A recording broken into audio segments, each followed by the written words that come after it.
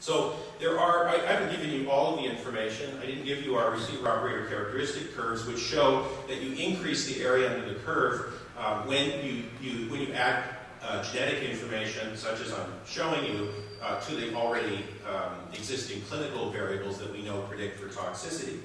And so, but there are gaps in translation. We still do not have all of the information. So we have clear evidence of clinical utility, very statistically significant, high odds ratios. The high-risk group odds ratio is 29, so almost 30-fold increased risk over the standard risk group or the low-risk group. So these are very, very useful tests potentially, but we still have cost-benefit work to do to understand how it contributes to sustainability of the health system, not just adds values to patients, but it actually reduces the cost of managing cardiac toxicity in the long run. Psychosocial impact of testing has been talked about. There's a limited supply of translators. I have some difficulty there in terms of how do we get information to clinicians. And there's a need for novel approaches to healthcare delivery, which is something that we have to think about. How do we get this information in the hands of clinicians? How do they use it? How do we make the most of what we're doing? So instead of being lost in translation, which is often the way I feel, sitting on the edge of the bed thinking, what have I got myself into? Just like Bill Murray, we've moved forward with this PMP project to resolve some of these issues, to begin to better understand them. That's the reason why it's not a randomized trial. Okay? The observational trial allows us to gain information about what barriers and opportunities testing provides. So the first thing we have to do is we have to get the clinical community on board with where the testing should be utilized. And so we've been writing clinical practice guidelines for these 2 drugs and 4 others in the past year. We're almost finished with those guidelines. There's a workshop to finalize the recommendations the first week of March in Vancouver. It includes an international panel, including a member of the FDA, who are coming to sort of help develop those recommendations. They will then go through more peer review and publication and hopefully endorsement by the Canadian Society of Pharmacology and Therapeutics in June, probably published sometime late in the summer, and those will be our clinical practice guidelines that will help guide this next step of therapy. To implement a pilot testing program in the regional cancer centers in British Columbia. We'll start with BC Children's, but we're going to move rapidly to the other 4 cancer centers across the province. How tests are perceived and utilized is particularly important, not just from clinicians, but also from patients. So one of the things that we've learned over the course of this work is that patients are actually more interested in many ways in testing than clinicians. And they have often asked for testing where clinicians do not. So we want to understand what opportunities for patients and clinicians, this improved understanding of risk. We're reducing really the uncertainty of medication use. So when you have an unknown risk of toxicity, this provides more certainty about whether you're at risk or not. In some circumstances, that's something that patients really like. And we want to talk to these families and patients and physicians before and after tests to understand that, evaluate cost effectiveness, educate and train clinicians on both genomics and pharmacogenetics. And then this will all lay the groundwork for a BC Pharmacogenetic ADR Prevention Program. So overview, these are essentially the same model. We have 2 particular tests, starting with clinical practice guidelines, meetings and workshops. We give the patients get the drugs, we enroll them, we do pre-test counseling, pre-test interviews, we do the testing, we do post-test interviews and counseling to both physicians and they will talk to their patients. We will also be interviewing patients in post-test focus groups and doing meetings to revise the guidelines that we developed when we started. So this is an iterative process that moves through, allowing us at the bottom right-hand corner to scale up to genetic testing in the province eventually. So it is iterative. I think this is very important that we want input now. What information do we have now? In pediatrics, 80% of the drugs that we use have never been clinically evaluated in that population. So we're used to taking adult data and scaling it into children, sometimes incorrectly, by the way. But in the absence of evidence, you do what you can with the evidence you have. In this case, we're going to be using pediatric information, and we're going to be working with the adult community about how best to incorporate that as we get more adult data. We're already enrolling adult patients, but we will hopefully develop an iterative process that allows us to understand utility in all patients, not just in one age group of the population. So these will be implemented, as I said, across British Columbia, and the testing is actually going to be done in our molecular genetics lab. We're putting the equipment in that lab, and we are also having Dr. Brett Casey do the testing. There's a couple of reasons for this. One is because it's an accredited molecular genetics lab, but more importantly, it's to give the molecular genetics lab folks an opportunity to see how this technology works, the requirements for technical support and technician time, how it integrates into their existing workflow, etc. So I think this is a great value added of our project.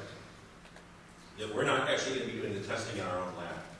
Okay? So implementing this will require education, and clinician scientists will lead this knowledge translation of results to physicians and patients piece. We have clinician treatment teams that will discuss treatment options, so that we will end up with not just genetic test results being provided to physicians, but also the correct alternative treatment options if they exist in the patients that are tested. And finally, it's Brett Casey's lab that will be doing the testing. We'll be doing the education part with them, again, educating them about the needs for education as these test results are derived. So this is a way to do it. One way to look at it, this is specifically focused at cisplatin and anthracyclines, 300 patients for each. Prospective screening, you can see that based upon our current work, we have estimates of the numbers of patients who will test positive and negative, what some of the options may be. Again, this work will be finalized just in time for the implementation of our P&P project, and we'll have the clinical practice guidelines, which may be quite a bit different than those and definitely more specific than those recommendations that are there. This is our initial draft of this, just from our group, that this panel is quite a bit larger, that's making recommendations, and then we'll be looking at outcomes of all patients. So determining how the tests are perceived and utilized by patients, physicians, and families is very important. So both pre-test interviews and post-test interviews and focus groups are very much a part of this. We've got some great people working on this with us, including Mike Evans from St. Michael's Hospital and the Li Kai-shing Research Institute, or as Andreas, who runs that institute, my friend, says Li Kai-shing Institute. He provided such a large sum of money. But this Knowledge Translation Institute is particularly interesting in how they're actually educating people about health-related issues. And Mike Evans, if you look, he's the CBC News World doc. We often joke and call him the Dr. Sanjay Gupta of Canada, except he's got a big gap in his teeth. He's not quite as handsome looking, as you say. Mike's usually the first one to say that. But despite that, he's an amazing knowledge translator. If you Google Mike Evans, or YouTube, you'll see one of his latest education pieces about exercise. They're wonderful examples of how to get information to patients. So I really wanted to capture that enthusiasm and that expertise in the work, and he's agreed to help us. Evaluating cost effectiveness is something that's critically important, but it really depends upon understanding changes in patient health. So again, we will be doing proper monitoring to look specifically at how these outcomes are assessed and examined by clinicians. We'll look at the knowledge translation that's required again, and burden of illness, further work that we've already been doing, assessment of costs of implementation. Something that we haven't done yet is understanding how much it costs to do this. Most of you in the room know that the costs of genetic implementation are decreasing rapidly as the technology costs decline. But the interpretation costs go up as we get to the point of needing to implement with clinicians. They're available. So educating and training, again, clinical practice guidelines will educate, but that's not enough. So we have workshops for clinicians that we're doing, local educational meetings. We have local clinical champions that we're going to be training. So this is sort of a trainers model. We'll then train others, and that's how the work will move forward. And then the usual academic approach, which is to talk to other academics at national meetings and conference presentations and publications. Lastly, we have strong support for this particular work, and I wanted to highlight the regulators, both from Health Canada and FDA, who've been very instrumental in helping us understand what needs to be done at their level. So I've had great experience with FDA helping and encouraging us to move forward on this work, and I think the 2 label changes that FDA has made, one in Canada, one is still being considered by Health Canada, but at FDA they've made 2 label changes and a 3rd one coming, probably 4th in the next year and a half, as a result of the work that we've done. They're very excited about the idea that this will help to improve patient safety and at least to improve the risk-benefit profiling of drugs in the minds of the patients that we all serve. And so the goal is to demonstrate the utility and cost-effectiveness of pharmacogenetic testing, improve health not only in children but in adults, to lay the groundwork for an ADR prevention program, as I said, and to educate and train clinicians, a very important part of what we do.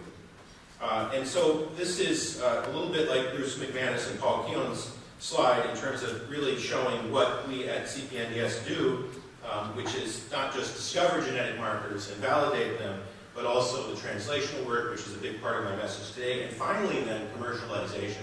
How can we commercialize the intellectual property that we have so that it can feed back into this model? I very much would like to commercialize, and I can see the social benefit of this if I turn that money back into the program, and it begins to feed the cycle of training that's the center of what we do, and development, all for the benefit of patients and clinicians.